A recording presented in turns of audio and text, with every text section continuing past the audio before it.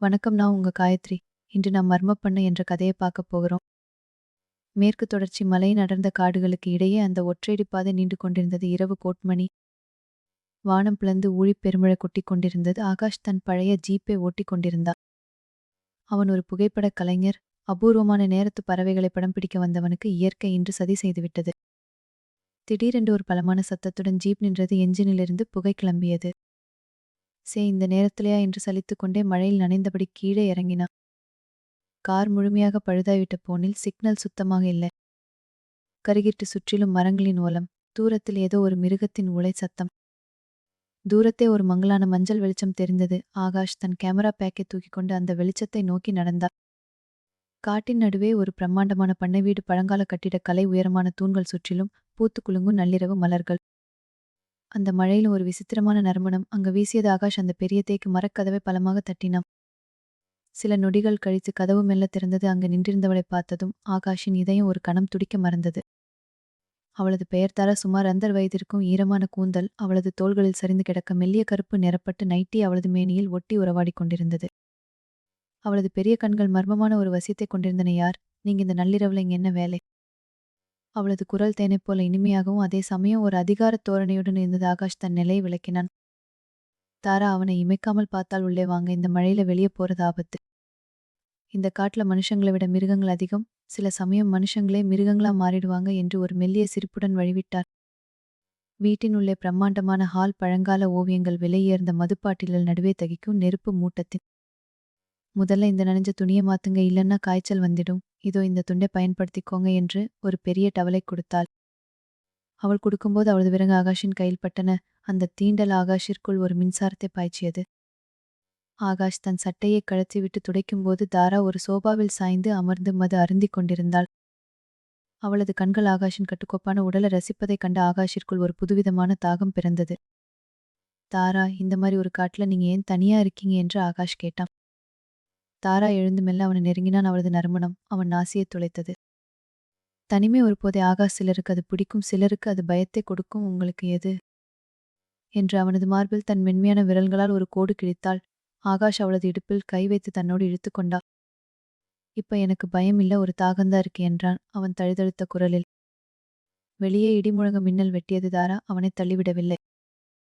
மாறாக அவனது கழுத்தை கட்டிக்கொண்டு அந்த தாகத்தை தீர்த்துக்க தயாரா என்று அவனது இதழோரம் கிசுகிசுத்தாள். அந்த பண்ணை வீட்டின் அமைதி ஒரு புயலுக்கு முந்தைய அமைதியா இருந்தது. வெளியே மழை இன்னும் உக்கிரமாக பெய்து கொண்டிருந்தது.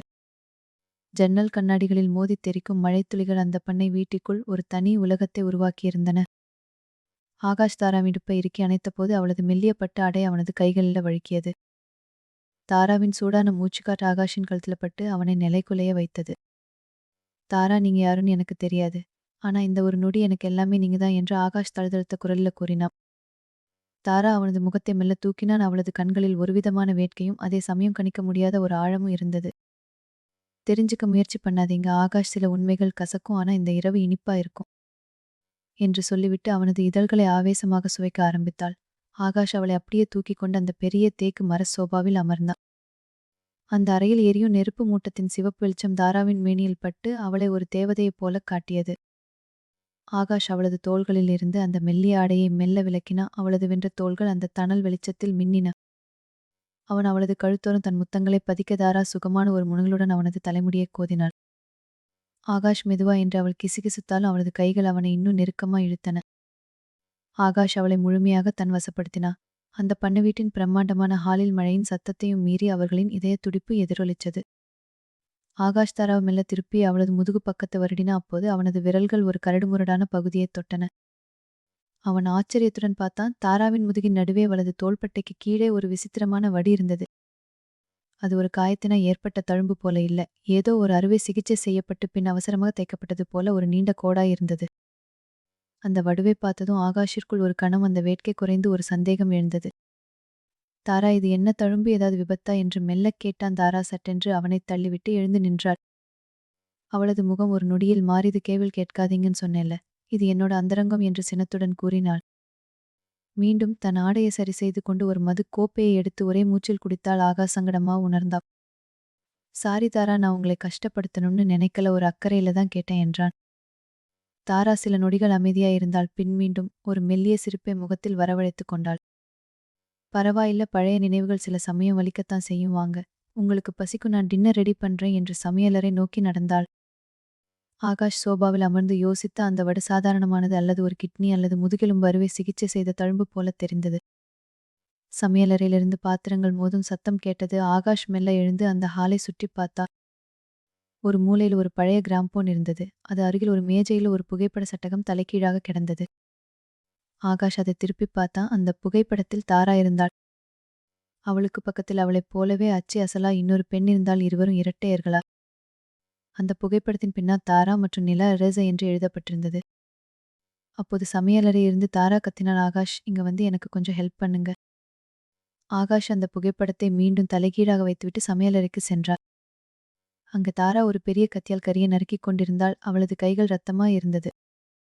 அவளது கண்கள் இப்போ ஆகாஷை பார்த்து சிரிக்கவில்லை, ஏதோ ஒரு கணக்கை போடுவது போல உற்று பார்த்தது. சமையறையின் அந்த மங்கலான மஞ்சள் வெளிச்சத்தில் தாரா நின்றிருந்த விதம் ஆகாஷிற்கு ஒரு கணம் நடுக்கத்தை கொடுத்தது.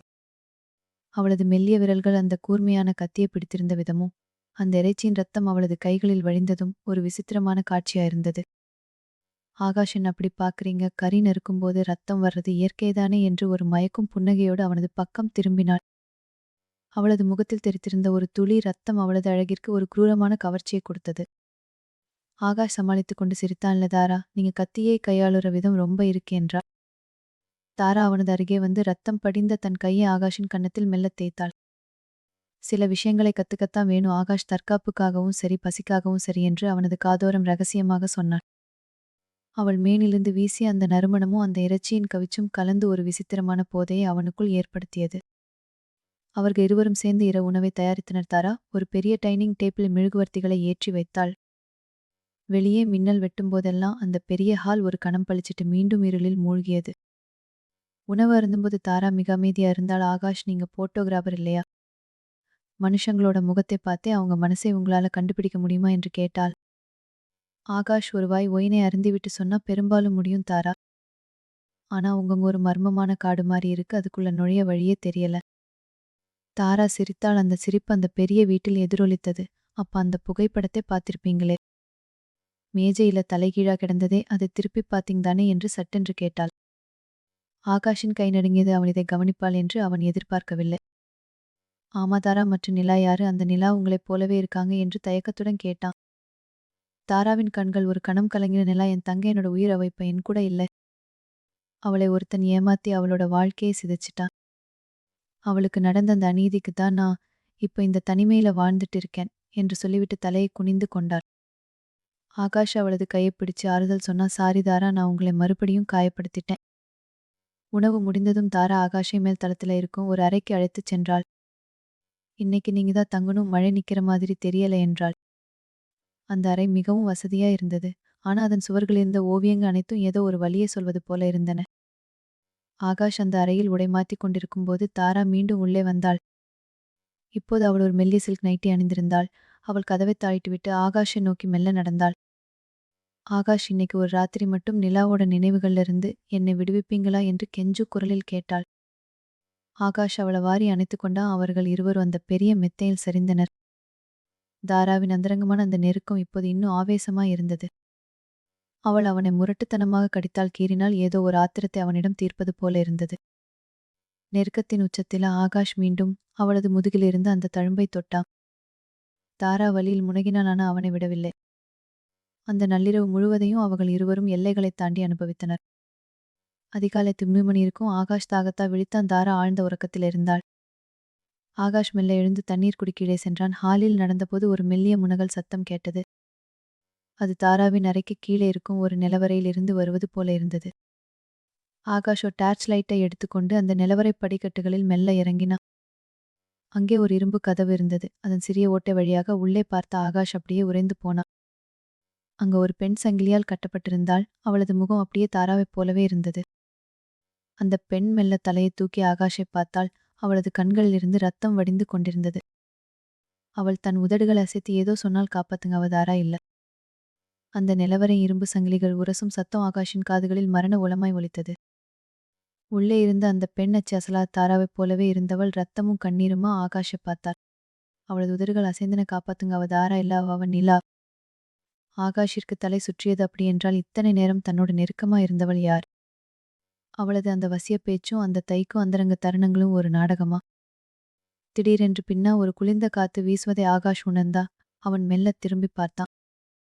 படிக்கட்டுகளின் உச்சியில் கையில் ஒரு மெழுகுவர்த்தியுடன் தாரா நின்று கொண்டிருந்தாள். அவளது முகத்தில் அந்த பழைய காதலில்ல ஒருவிதமான குரூரமான அமைதி இருந்தது. அவள் மெல்லப் படிக்கட்டுகளில் இறங்கி வந்தாள்.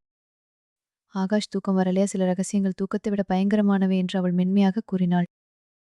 ஆகாஷ் நடுக்கத்துடன் கேட்டான். தாரா, இது யாரு? இவளை கட்டி போட்டு வச்சிருக்கீங்க? இவ உங்க தங்கை நிலா தானே? அவள் உரக்கச் சிரித்தாள். அந்த சிரிப்பு அந்த நிலவரையில் பயங்கரமா எதிரொலிச்சது. தப்பாவே புரிஞ்சுக்கிறீங்களே ஆகாஷ். இவதான் தாரா, நான் தான் நிலா. இந்த தாரா ஒரு தேவதை மாதிரி நடிச்சு என்னோட காதலனை தன்னோட வசப்படுத்தினா. எனக்கு கிடைக்க வேண்டிய அந்த வாழ்க்கையை, இந்த சொத்துக்களை இவ தட்டிப் பறிச்சா. ஆனா இயற்கை அவளுக்கு ஒரு தண்டனை கொடுத்துச்சு. அவளுக்கு செயலிழந்து போச்சு என்று அவள் அருகில் வந்தாள். நிலா தன் நைட்டியின் பின் பக்கத்தை காட்டி, அந்த வடுவை தொட்டால். பாத்தீங்களா இந்த தழும்பு?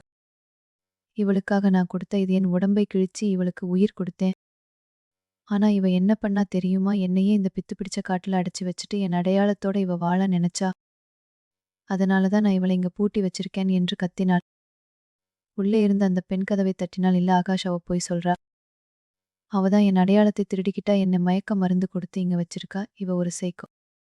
ஆகாஷ் யாருடைய பக்கம் நிற்பது என்று தெரியாமல் தவித்தான். நிலா ஆகாஷை நெருங்கி அவனது கையை பிடித்தாள். அவளது கைகள் இப்போ சில்லென்று இருந்தன. ஆகாஷ், நீங்க மேல வச்சிருந்த அந்த அன்பு, அந்த நெருக்கம், அது எல்லாமே பொய்ன்னு சொல்லிடாதீங்க. நான் உங்களை நேசிக்கிறேன். இன்னைக்கு ராத்திரி நாம ஒன்னா இருந்தோமே, அதிலிருந்த உண்மை இவளுக்கு தெரியாது என்று அவனது மார்பில் சாய்ந்தாள்.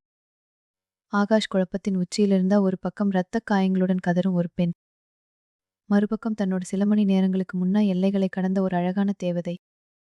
நிலா திடீரென்று ஒரு ஊசியை எடுத்தாள். ஆகாஷ், நீங்க ரொம்ப குழப்பத்துல இருக்கீங்க, கொஞ்சம் ஓய்வெடுங்க என்று அவனது கழுத்தில் அதை குத்த முயன்றாள். ஆகாஷ் அவளை தள்ளிவிட்டு படிக்கட்டுகள் ஓடினா. ஹாலுக்கு வந்து தன் கார் சாவியைத் தேடினா. ஆனா அங்க ஒரு அதிர்ச்சி காத்திருந்தது. அவனது கேமரா பேக் திறக்கப்பட்டு அவனது கேமரா உடைந்து கிடந்தது. அதிலிருந்த மெமரி கார்டு காணவில்லை. அப்போது ஜன்னல் வழியா ஒரு மின்னல் வெட்டியது. நெலா ஹாலுக்குள் நுழைந்தாள். அவள் கையில் ஒரு பெரிய கோடாலி இருந்தது. ஆகாஷின் வீட்டை கடந்து உங்களால போக முடியாது. இந்த காடு என்னோடு, நீங்களும் இப்ப என்னோட ஒரு பொம்மைதான். அவள் ஆவேசமா ஆகாஷை நோக்கி பாய்ந்தாள். ஆகாஷ் தற்காப்புக்காக ஒரு சோபா தலையணையை எடுத்து தடுத்தான். சண்டையின் போது அவர்கள் இருவரும் தரையில் உருண்டனர். நிலா அவனது சட்டையை கிழித்து அவனது மார்பில் தன் நகங்களால் கீறினாள். அந்த வழியிலும் ஆகாஷிற்கு ஒரு விசித்திரமான பயம் கலந்த கிளர்ச்சி ஏற்பட்டது. நிலா அவனது காதோரம் வந்து கிசுகிசுத்தாள். என்னை விட்டு போகாதீங்க ஆகாஷ், நாம 2 பேரும் இந்த உலகத்தையே ஆளலாம். அந்த தாராவை நான் கொன்னுடுறேன், நீங்க என் கூட மட்டும் இருங்க என்று அவனது இதழ்களை கடித்தாள். ஆகாஷ் அவளை தள்ளிவிட்டு மீண்டும் அந்த நிலவரை நோக்கி ஓடினா. அங்கே இருந்த தாராவை காப்பாற்றினால்தான் உண்மை தெரியும் என்று அவனுக்கு தோன்றியது. ஆகாஷ் மூச்சிறைக்க அந்த நிலவரை படிக்கட்டுகளில் மீண்டும் இறங்கினான். பின்னால் நிலாவின் காலடி சத்தம் மெல்லக் கேட்டது. அவளது கையிலிருந்த கோடாலி தரையில் உரசும். அந்த சத்தம் அவனது நரம்புகளை உருக்கியது. ஆகாஷ், ஓடி எங்க போவீங்க? இந்த வீடு ஒரு வலை, நீங்க அதுல சிக்கின அழகான பட்டாம்பூச்சி என்று நிலாவின் குரல் இருட்டில் எதிரொலித்தது. ஆகாஷ் அந்த இரும்பு கதவை அடைந்து அங்கிருந்த ஒரு கனமான பூட்டை அருகில் கிடந்த ஒரு இரும்புத் தடியால் ஓங்கி அடித்தான். 3 முறை அடித்ததும் பூட்டு உடைந்து சிதறியது. கதவை திறந்து உள்ளே பாய்ந்தான். உள்ளே இருந்த பெண் பயத்தில் சுவரோரம் ஒடுங்கினாள். அவளது சங்கிலிகளை ஆகாஷ் விடுவித்தார். சீக்கிரம் வாங்க தாரா, நாம இங்கிருந்து போகணும் என்று அவளது கையைப் பற்றினார். அவளது கைகள் ஜில்லென்று ஒரு பிணத்தின் குளிர்ச்சியோடு இருந்தன. சரியா அந்த நேரத்தில் நிலா வாசல்ல வந்து நின்றாள். மெழுகுவர்த்தி வெளிச்சத்தில் அவளது முகம் ஒரு பிசாசின் அழகைப் போல தெரிந்தது. அவள் கையில் இருந்த கோடாலியை மெல்ல கீழே போட்டாள். ஆகாஷ், நீங்க அவளை காப்பாத்த பாக்குறீங்களா? முதல்ல அவ யாருன்னு பாருங்க என்று ஒரு விகாரமான சிரிப்பை உதிர்த்தாள். ஆகாஷ் தன் கையில் இருந்த டார்ச்லைட்டை அந்த பெண்ணின் முகத்தில் அடிச்சான். தாராவின் முகம், அது சிதைந்து போயிருந்தது. ஏதோ ஒரு திரவத்தா அவளது முகம் எரிக்கப்பட்டது போல தெரிந்தது. ஆனால் அவளது கண்களிலிருந்த அந்த வேதனை உண்மையாக தெரிந்தது. ஆகாஷ், என்னை தாரான்னு சொல்றா, ஆனா உண்மை என்ன தெரியுமா? தாரா 10 வருஷத்துக்கு முன்னாடியே இறந்துட்டா என்று நிலா ஒரு பெரிய குண்டை தூக்கி போட்டாள். ஆகாஷ் அதிர்ச்சியில் உறைந்து போனா. என்ன சொல்றீங்க நிலா? நிலா மெல்ல அந்த நிலவரை இன்னொரு பகுதிக்குச் சென்றாள். அங்கே ஒரு பெரிய கண்ணாடி பெட்டி இருந்தது. அதில் பச்சை நிற திரவத்தில் ஒரு பெண்ணி உடல் மிதந்து கொண்டிருந்தது. அதுதான் உண்மையான தாரா. அச்சி அசலாக நிலாவைப் போலவே இருந்த அந்த தேவதை அந்த திரவத்தில் ஒரு பொம்மையைப் போல உறைந்து போயிருந்தாள். இவதான் தாரா, என்னோட இரட்டை சகோதரி. ஒரு ஆக்சிடென்ட்ல இவ இருந்துட்டா. ஆனா என்னால அவளை பிரிய முடியல. அவளோட உடம்பை இந்த கெமிக்கல்ல வச்சு பாதுகாத்துட்டு இருக்கேன். அப்புறம் இவ யாருன்னு கேக்குறீங்களா என்று சங்கிலியால் கட்டப்பட்டிருந்த பெண்ணை சுட்டி காட்டினாள். இவ ஒரு நர்ஸ், என் தாராவை காப்பாத்த முடியாம போன அந்த ஹாஸ்பிட்டல் நர்ஸ். அவளோட கவனக்குறைவால தான் என் தாரா செத்து போயிட்டா. அதனால தான் இங்க கொண்டு வந்து என் தாராவோட அடையாளத்தை கொடுத்து சித்திரவதை பண்ணிட்டு இருக்கேன் என்று நிலா ஆவேசமா கத்தினா ஆகாஷிற்கு தலை சுற்றியது.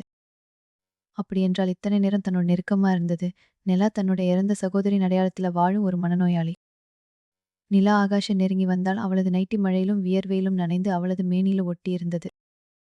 அவள் ஆகாஷின் கழுத்தை சுற்றி தன் கைகளை போட்டுக்கொண்டாள். ஆகாஷ், எனக்கு இப்ப ஒரு புது தாரா வேணும். இந்த நர்ஸ் ஆக போறா, நீ என் கூடவே இருப்பீங்களா? உங்க கேமராவுல என்னை மட்டும் போட்டோ எடுங்க, என்னோட அழகை மட்டும் ரசிங்க என்று அவனது உதடுகள் அழுத்தி முத்தமிட்டாள். அந்த முத்தத்தில் ஒரு மரணத்தின் சுவை இருந்தது. ஆகாஷ் அவளை தள்ள முயன்ற, ஆனா நிலாவின் பலம் ஒரு ஆணுக்கு இணையா இருந்தது. அவள் அவனை சுவரோடு அணைத்து அவனது சட்டையை முழுமையா கிழித்தெறிந்தாள். இன்னைக்கு இந்த நள்ளிரவு ரத்தமும் காதலும் கலந்த ஒரு ராத்திரியா இருக்கட்டும் என்று அவள் ஆகாஷின் தோளில் ஆழமாக கடித்தாள். ஆகாஷ் வலியால் அலறினா. அந்த நிலவரையிலிருந்து அந்த நர்ஸ் தட்டு தடுமாறி எழுந்து அங்கிருந்த ஒரு ஆசிட் குப்பியை எடுத்து நிலாவின் முதுகில் ஊற்றினாள். என்று நிலா அலறிக்கொண்டு கீழே விழுந்தாள். அவளது முதுகிருந்த அந்த பழைய வடு இப்போது அமிலத்தால் எரியத் தொடங்கியது. அவள் தரையில் உருண்டு துடித்தாள். ஆகாஷ் அந்த நர்ஸை பிடித்துக்கொண்டு அங்கிருந்து தப்பிக்க ஓடினான். ஆனால் நிலவரையின் கதவு தானா மூடிக்கொண்டது. மேலே இருந்து ஒரு கனமான சத்தம் கேட்டது. யாரோ ஒருவன் கதவை பூட்டியிருந்தார். நிலா தரையிலிருந்து மெல்ல எழுந்தாள். அவளது முதுகு எரிந்து புகை வந்து கொண்டிருந்தது. அவளது முகம் இப்போ முற்றிலும் ஒரு மிருகத்தைப் போல மாறியிருந்தது. ஆகாஷ், இங்கிருந்து யாரும் போக முடியாது, என் அப்பாவும் அம்மாவும் மேல காத்துட்டு இருக்காங்க என்று ஒரு விகாரமான சிரிப்பை சிரித்தாள். மேலே கதவை தட்டும் சத்தம் கேட்டது. ஒரு முதியவரின் குரல் கேட்டது. நிலா, விருந்தினரை உள்ளேயே வச்சிரு, நமக்கு இன்னைக்கு விருந்து இருக்கு. ஆகாஷிற்கு இப்போதான் புரிந்தது, நிலா மட்டும் தனியா இல்ல, அந்த பண்ணை வீடே ஒரு நரமாமிச குடும்பத்தின் கூடாரம். நிலவரை இரும்பு கதவு மேருந்து பூட்டப்பட்ட சத்தம் ஆகாஷின் மரண சாசனமா ஒலிச்சது. மேலே இருந்து கேட்ட அந்த முதியவரின் குரல் நிலாவின் தந்தை அவனது நரம்புகளை உறைய வைத்தது. அந்த பண்ணை வீடு ஒரு சாதாரண வீடு அல்ல, அது ஒரு மனித வேட்டைக்களம். நிலா மெல்லத் தரையிலிருந்து எழுந்தாள். அவளது முதுகில் ஊற்றப்பட்ட அமிலம் அவளது தோலை உருக்கி அந்த பழைய வடுவோடு சேர்ந்து ஒரு விகாரமான தழும்பை உருவாக்கியிருந்தது. வலியால் அவளது கண்கள் சிவந்து ஒரு மிருகத்தின் வெறியுடன் ஆகாஷை பார்த்தாள். ஆகாஷ், என் அப்பாவோட பசி உங்களுக்கு தெரியாது, ஆனா அதுக்கு முன்னாடி எனக்கு ஒரு பசி இருக்கு என்று சொல்லிக்கொண்டே தன் நைட்டியை கிழித்து எறிந்தாள். அவள் உடல்ல ரத்தமும் அமில தழும்புகளுமா ஆகாஷை நோக்கி வந்தாள். அவளது அந்த விசித்திரமான அழகு இப்போது ஒரு பயங்கரமான கவர்ச்சியை கொண்டிருந்தது. அவள் ஆகாஷை தள்ளி ஒரு மரத்தூணில் சாய்த்தாள். அவளது நகை அவனது மார்பில் ஆழமாக கீறின. என்னை வெறுக்காதீங்க ஆகாஷ், இந்த வலியிலையும் எனக்கு உங்களை அடையணும்னு தோணுது. இதுதான் எங்களோட காதல் என்று அவனது இதழ்களை ரத்தம் வரும் வரை கடித்தாள். ஆகாஷ் அவளை தள்ள முயன்றான். ஆனால் நிலாவின் கைகள் இரும்பு போல அவனை பிணைத்திருந்தன. அந்த நிலவரையின் இருட்டில் மரணத்தின் நிழலில் நிலா அவனது ஆசைகளை தன் முரட்டுத்தனமான ஆதிக்கத்தால் பணிய வைத்தாள். அந்த நர்ஸ் ஒரு ஓரத்தில் கண்களை மூடிக்கொண்டு நடுங்கிக் கொண்டிருந்தால் திடீரென்று மேலே இருந்து கதவு திறக்கப்பட்டது. ஒரு வயதான தம்பதி நிலாவின் பெற்றோர்கள் கையில் கசாப்பு கத்திகளுடன் கீழே இறங்கி வந்தனர். அவர்கள் அணிந்திருந்த ஆடைகள் காய்ந்த இரத்தக்கரைகள் இருந்தன. நிலா, போதும் உன் விளையாட்டு. இவனை படுக்கை அறைக்கு கூட்டிட்டு போ, இவனோட ஈரல் எனக்கு வேணும் என்று அந்த முதியவர் கரகரப்பான குரலில் சொன்னார். நிலா ஆகாஷை பார்த்து சிரித்தாள். கேட்டீங்களா ஆகாஷ், இவங்க தான் என் உலகம். நாங்க எல்லாரும் ஒன்னாதான் வேட்டையாடுவோம் என்று அவனது கையை பிடிச்சு இழுத்தாள். ஆகாஷ் அந்த நர்ஸை பார்த்தான். அவள் கண்களால் ஏதோ ஒரு சமிக்கை செய்தாள். நிலவரையின் ஒரு மூலையிருந்த மின்சார மெயின் சுவிட்ச் அவளது கைக்கு அருகில் இருந்தது. நிலா ஆகாஷை இழுத்துக்கொண்டு படிக்கட்டுகளை நோக்கி செல்லும்போது அந்த நர்ஸ் சட்டென்று சுவிட்சை பிடுங்கி எறிந்தாள். நிலவரை முழுவதும் கருகிட்டு சூழ்ந்தது. நிலா எங்க இருக்க என்று அந்த முதியவர் கத்தினார். ஆகாஷ் இந்த சந்தர்ப்பத்தை பயன்படுத்தி நிலாவின் பிடிந்து திமிரிக்கொண்டு அந்த இருட்டில் ஒரு கனமான இரும்பு தூணை எடுத்து அந்த முதியவரின் தலையில் ஓங்கி அடித்தான். அப்பாவா என்று நிலா அலறினாள். ஆகாஷ் அந்த நர்ஸின் கையை பிடிச்சு கொண்டு இருட்டில் படிக்கட்டுகளில் ஓடினான். மேலே ஹாலுக்கு வந்தபோது நிலாவின் தாய் கத்தியுடன் அவர்களை வழிமறித்தார். ஆகாஷ் அவளை தள்ளிவிட்டு பிரதான கதவை நோக்கி ஓடினான். ஆனால் கதவு பூட்டப்பட்டிருந்தது. ஜன்னல்கள் அனைத்து இரும்பு கம்பிகளால் மூடப்பட்டிருந்தன. ஆகாஷ், என்னை தாண்டி நீ போக முடியாது. பின்னால் நிலா நின்றிருந்தாள். அவளது கையில் இப்போது ஒரு நீண்ட கத்தி இருந்தது. அவள் தன் மார்பில் வழிந்த ரத்தத்தை துடைத்துக்கொண்டு ஒரு வேட்டைக்காரியைப் போல மெல்ல நடந்தாள்.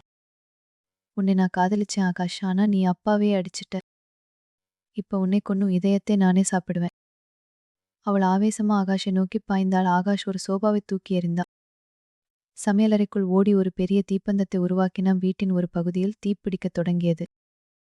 பழைய மரம் என்பதால் தீ மளமளவென்று பரவியது. நிலா, வீடே எரியுது, சீக்கிரம் வெளியே வா என்று அவளது தாய் கத்தினாள். ஆனால் நிலா எதையும் கேட்கவில்லை. அவன் நெருப்பிற்கு நடுவே நின்று சிரித்தாள். நெருப்பு அழகா இருக்குல்ல ஆகாஷ், நாம 2 பேரும் இந்த நெருப்புலயே ஒன்னா சேரலாம் என்று அவனது கழுத்தில் தன் கத்தியை வைத்தாள். சரியா அந்த நேரத்தில் வெளியே ஒரு ஜீப் வந்து நிற்கும் சத்தம் கேட்டது. ஆகாஷின் கார் பழுதான இடத்திற்கு போலீஸ் வந்திருக்கிறதா, அல்லது நிலாவின் குடும்பத்தைச் சேர்ந்த இன்னும் சில வேட்டைக்காரர்களா? பண்ணை வீட்டின் தேக்கு மரத்தூண்கள் ஒவ்வொன்றாக தீப்பற்றி எரியத் தொடங்கின. ஜன்னல் திரைகளும் பழைய ஓவியங்களும் கருகும் வாசனை அந்த அறையை ஒரு நரகமா மாற்றியது.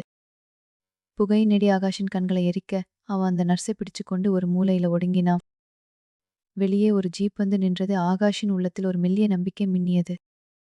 போலீஸா என்று அவன் நினைக்க, நிலா அந்த நெருப்பிற்கு நடுவே நின்று ஒரு பேயைப் போல சிரித்தார். யாரும் வரமாட்டாங்க ஆகாஷ், அந்த வண்டி என்னோட அண்ணன் அஜய் ஓடுது. அவன் என்னைப் போலவே இல்லை, என்னை விட மோசமான வேட்டைக்காரன் என்று கத்தியை காற்றில் சுழற்றினான். கதவு பலமா உடைக்கப்பட்டது. உள்ளே சுமார் அடி உயரம் கொண்ட கட்டுக்கோப்பான ஒரு வாலிபன் நுழைந்தார். அவன் கையில் ஒரு பெரிய வேட்டை துப்பாக்கி இருந்தது. அவன் நிலாவை பார்த்து, நிலா, வீட்டுக்குள்ள ஏன் நெருப்பு, நம்ம சரக்கு எல்லாம் பத்திரமா என்று கரகரப்பான குரலில் கேட்டான். நிலா ஆகாஷை சுட்டிக்காட்டி, அண்ணே, இவன் நம்ம அப்பாவை அடிச்சிட்டான், இவனை உயிரோட விடக்கூடாது. ஆனா இவனை முழுசா நீ முடிக்காத, இவனுக்கு வேணும் என்று ஒரு வக்கிரமான ஆசையோடு சொன்னாள். அஜய் ஆகாஷை நோக்கி துப்பாக்கியை நீட்டினான். டேய், என் குடும்பத்தை அழிக்க பாத்தியா, உன்னை இப்போவே சுட்டு தள்ளுவேன் என்று விரலை வைத்தான். நிலா குறுக்கே பாய்ந்து அஜயின் துப்பாக்கியை பிடித்தா. வேணாம் அண்ணே, இவன் என் கூட இருந்த அந்த சில மணி நேரம், அது எனக்கு இன்னும் வேணும். இவனை நிலவரைக்கே கூட்டிட்டு போங்க, அங்கதான் இவன் சாகணும் என்று ஆகாஷின் சட்டை பிடிச்சு தன்னோடு இழுத்தாள். நெருப்பு வீட்டின் ஒரு பக்கத்தை சுற்றி இருந்ததால் அவர்கள் அனைவரும் நிலவரை பக்கமாக நகர்ந்தனர். அஜய் ஆகாஷையும் அந்த நர்ஸையும் துப்பாக்கி முனையில் மிரட்டி மீண்டும் அந்த இருட்டு நிலவரைக்குள் தள்ளினா. நிலவரைக்குள் புகுந்ததும் நிலா கதவை பூட்டினா. அங்கே கிடந்த தன் தந்தையை அஜய் தூக்கி சோபாவில் கிடத்தினா. அப்பா, கண்ணை திறங்க என்று அவன் பதறினான். நிலா ஆகாஷ் நெருங்கி வந்தாள். அவளது உடல் அமிலத்தால் ஏற்பட்ட அந்த தழும்புகள் நெருப்பு வெளிச்சத்தில் சிவப்பாக மின்னின. அவள் அவனது கைகளை கட்டிலின் கால்களில் வைத்து இறுக்கி கட்டினாள். இப்ப நாம மட்டும்தான் ஆகாஷ். வெளியே நெருப்பு எரிது, உள்ளே நான் எரியறேன் என்று சொல்லிவிட்டு அவனது காதோரம் தன் உதடுகளை கொண்டு சென்றாள். அவளது அந்தரங்கமான வேட்கை இப்ப ஒரு ஆவேசமா மாறியிருந்தது. அவள் ஆகாஷின் கழுத்தில் தன் நகங்களால் கோடுகள் கிழிச்சு அவனது வலியையும் அந்த பயத்தையும் ரசித்தாள். அஜய் ஒரு ஓரத்துல தந்தைக்கு முதல்தவி செய்து கொண்டிருந்தான். நிலா ஆகாஷின் சட்டையை முழுமையாக கிழிச்சு அவனது மார்பில் தன் அமிலத் தழும்புகளை உரச்சினாள். உனக்கு வலிக்குதா ஆகாஷ்? இந்த வலிதான் எனக்கு பிடிச்சிருக்கு. உன்னை கொல்றதுக்கு முன்னாடி உன்னை முழுசா நான் அனுபவிப்பேன் என்று அவனது உடம்பின் ஒவ்வொரு பாகத்திலும் தன் முத்திரையை பதித்தாள். அந்த நள்ளிரவின் இருட்டில் சுற்றிலும் இரத்த வாசனையும் மேலே எரியும் வீட்டின் புகை நெடியும் இருக்க நிலா அவனது எல்லைகளைத் தாண்டி ஆக்கிரமித்தாள். ஆகாஷ் செயலற்று போய் அவளது அந்த முரட்டுத்தனமான காதலுக்கு பலியானான். திடீரென்று மேலே இருந்து ஒரு பெரிய தூண் சரிந்து விழுந்தது. நிலவரையின் மேற்கூரை விரிசல் விடத் தொடங்கியது. நிலா, சீக்கிரம் வா, வீடு இடிஞ்சு விழப்போகுது என்று அஜய் கத்தினாள். ஆனா நிலா எதையும் கேட்கவில்லை. அவள் ஆகாஷின் மேல் படந்து, நாம இங்கே செத்துடலாம் ஆகாஷ், உன் உயிர் பிரியும்போது என் கூடவே இருக்கணும் என்று ஒரு கூர்மையான ஊசியை எடுத்து அவனது ஈயத்திற்கு நேராக வைத்தாள். அப்போது அந்த நர்ஸ் தரையில் கிடந்த ஒரு இரும்பு தடியை எடுத்து அஜயின் காலில் பலமா அடித்தாள். அஜய் நிலைதடுமாறு அவனது துப்பாக்கி கீழே விழுந்தது. ஆகாஷ் தன் கட்டுகளை போராடி அவிழ்த்தான். நிலா ஊசியை குத்த முயலும்போது ஆகாஷ் அவளது கையை பிடிச்சு திருகினான். நிலவரின் மேற்கூரை விரிசல் விட்டு சிமெண்ட் துகள்கள் அவர்களின் மேல் விழுந்து கொண்டிருந்தன. மேலே பண்ண வீடு முழுமையாக தீக்கிரையாகி அந்த வெப்ப நிலவரைக்குள் ஒரு உலைக்களத்தைப் போல தகிச்சது. ஆகாஷ் நிலாவின் கையை திருகிய போது அவள் வலியால் துடித்தாலும் அவனது கண்களை பார்த்து விகாரமாகச் சிரித்தாள். ஆகாஷ், நீ எவ்வளவு தடுத்தாலும் உன் ரத்தம் என் உடம்புல கலக்கப் போகுது. இந்த வீடு இடிஞ்சு விழும்போது நம்ம 2 பேரும் ஒன்னா புதைக்கப்படுவோம்.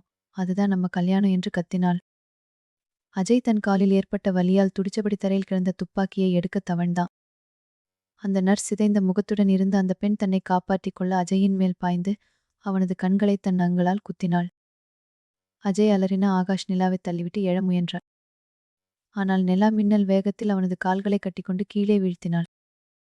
அவள் அவனது மார்பின் மேல் ஏறி அமர்ந்து தன் சிதைந்த முதுகை காட்டினாள். பார்த்தியா ஆகாஷ், இந்த தழும்பு உன்னால வந்தது, நீ கொடுத்த இந்த வலியில ஒரு சுகம் இருக்கு என்று அவனது சட்டையை கிழித்து அவனது மார்பில் அமிலத் தழும்புகளை உரசி ஒரு விசித்திரமான இன்பத்தை அனுபவித்தார்.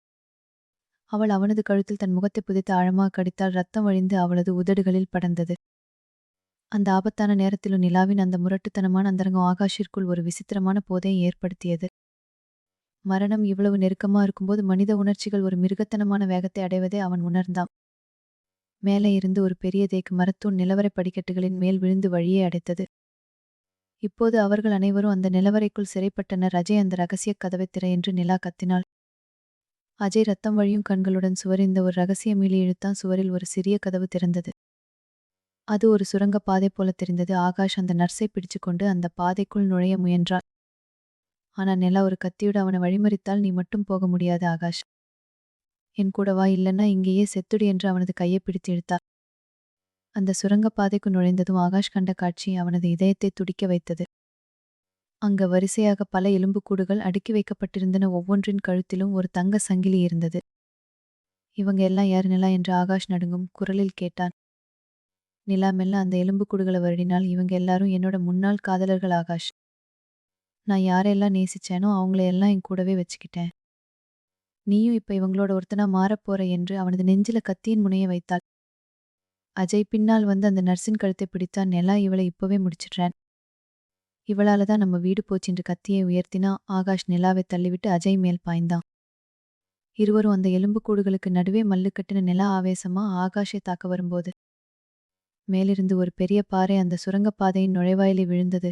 சுரங்கப்பாதைக்குள் இருந்த ஆக்சிஜன் குறையத் தொடங்கியது.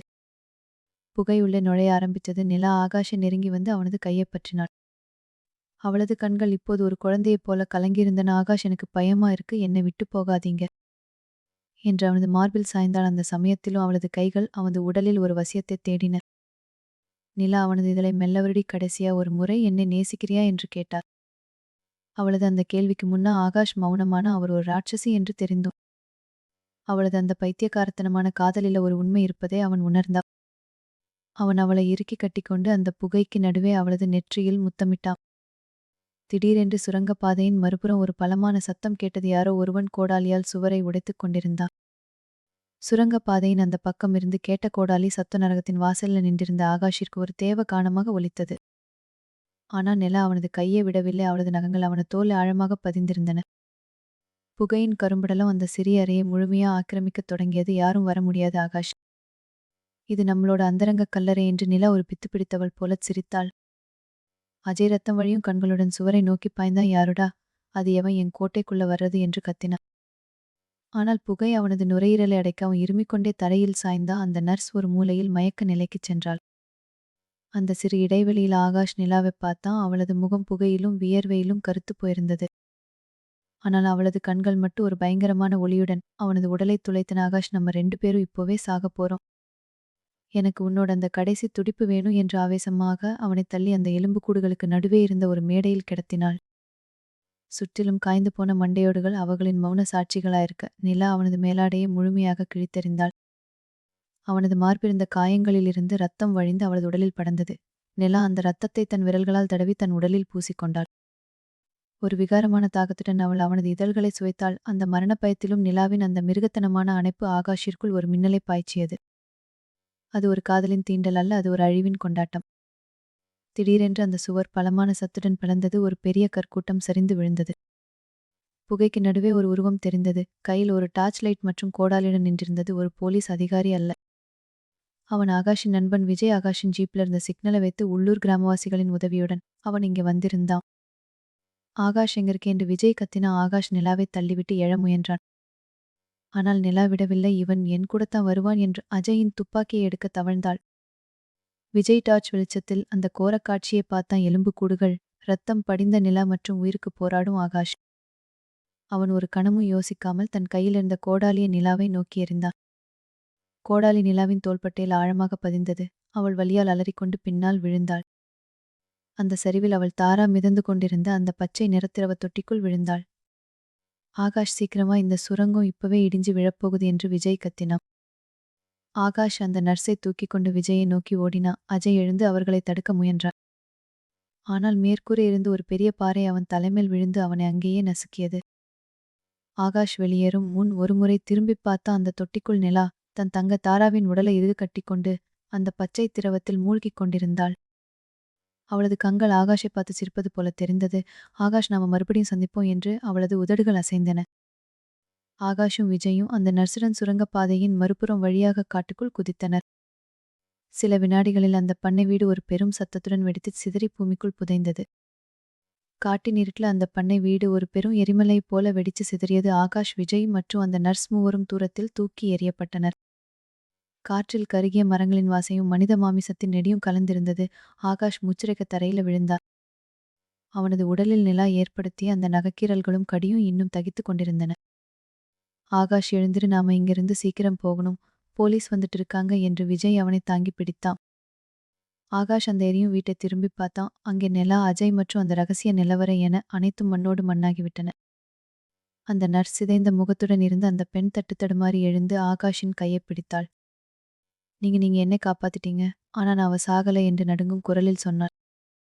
3 நாட்களுக்குப் பிறகு ஆகாஷ் ஒரு தனியார் மருத்துவமனையில் சிகிச்சை பெற்றுக் கொண்டிருந்தான்.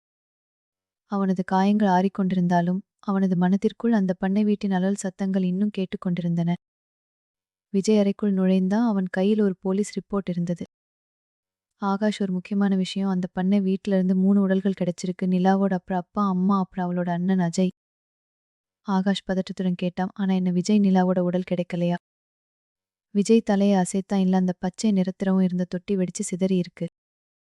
அதுல தாராவோட எலும்புக்கூடு மட்டும்தான் இருந்துச்சு. நிலாவோட அடையாளம் எதுவும் அங்க இல்ல. அவ அங்கிருந்து தப்பிச்சிருக்க வாய்ப்பே இல்லைன்னு போலீஸ் சொல்றாங்க. ஆனா அவளோட உடல் அங்க இல்லவே இல்ல. ஆகாஷிற்கு தலை சுற்றியது. அப்படியென்றால் நிலா இப்போதும் உயிரோடு இருக்கிறாளா? அவனது முதுகில் இருந்த அந்த அமிலத் தழும்பு இப்போது லேசா அரிப்பது போல அவனுக்கு தோன்றியது. டிஸ்சார்ஜ் ஆகி ஆகாஷ் தன் வீட்டுக்கு திரும்பினா. அவன் ஒரு புகைப்பட கலைஞர் என்பதால் அவனது பழைய கேமராக்கள் மற்றும் லென்ஸ்கள் சிதறிக் கிடந்தன. மேஜையின் மேல் ஒரு சிறிய பார்சல் இருந்தது. அதுல எந்த முகவரியும் இல்ல. ஆகாஷ் அதை திறந்து பார்த்தான். உள்ளே ஒரு சிறிய மெமரி கார்டு இருந்தது. அதை தன் லேப்டாப்பில் போட்டு பார்த்த ஆகாஷ் அப்படியே உறைந்து போனான். அதுல ஒரு வீடியோ ஓடிக்கொண்டிருந்தது. ஆகாஷ் மருத்துவமனையில் தூங்கிக் கொண்டிருக்கும்போது எடுக்கப்பட்ட காட்சிகள் இருந்தன. அவனது கட்டிலுக்கு மிக அருகில் ஒரு பெண் அமர்ந்திருந்த. அவளது முகம் தெரியவில்லை. ஆனால் அவளது முதுகில் அந்த அமிலத் தழும்பச்சு அசலாகத் தெரிந்தது. அவள் குனிந்த ஆகாஷின் நெற்றியில் ஒரு முத்தமிட்டா. பின் கேமராவைப் பார்த்து ஒரு மெல்லிய சிரிப்பை உதிர்த்தாள்.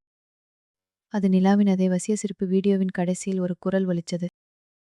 ஆகாஷ், உன்னோட அந்தரங்கமான அந்த நள்ளிரவு இன்னும் முடியல. நான் உன்னோட ரத்தத்துல இருக்கேன். நீ எப்பவும் என்னோட வந்தா? ஆகாஷ் தன் சட்டையை கழற்றி கண்ணாடியில பார்த்தான். அவனது மார்பில் நிலா கடித்த அந்த வடு இப்போ ஒரு விசித்திரமான வடிவத்தில் மாறியிருந்தது. அது நிலாவின் முகத்தைப் போலவே ஒரு உருவாகத் தெரிந்தது. அவன் தன் கேமராவை எடுத்தான். ஜன்னல் வழியா வெளியே தெரிந்த இருட்டில் ஒரு நிழல் மறைவது போல அவனுக்கு தோன்றியது. அவன் ஷட்டர் அழுத்தினான். கிளிக் என்ற சத்தத்துடன் அந்த நிழல் பதிவானது. ஆனா போட்டோவில் பார்த்தபோது அங்கே யாரும் இல்ல, வெறும் இருட்டு மட்டுமே இருந்தது. ஆனால் கேமராவின் லென்ஸில் ஒரு சிறிய இரத்தத் துளி படிந்திருந்தது. நிலா அழியவில்லை. அவள் ஒரு மனித பெண்ணா இல்லாம ஆகாஷின் மனதிற்குள் உறைந்த ஒரு தீராத தாகமா மாறிவிட்டா. இந்த வீடியோ உங்களுக்கு பிடித்திருந்தால் மறக்காமல் லைக் செய்து உங்கள் கருத்துக்களை கீழே உள்ள கமெண்ட் செக்ஷன்ல பகிருங்கள். மீண்டும் ஒரு சுவாரஸ்யமான கதையுடன் உங்களை சந்திக்கும் வரை உங்களிடமிருந்து விடைபெறுவது உங்கள் காயத்ரி. நன்றி.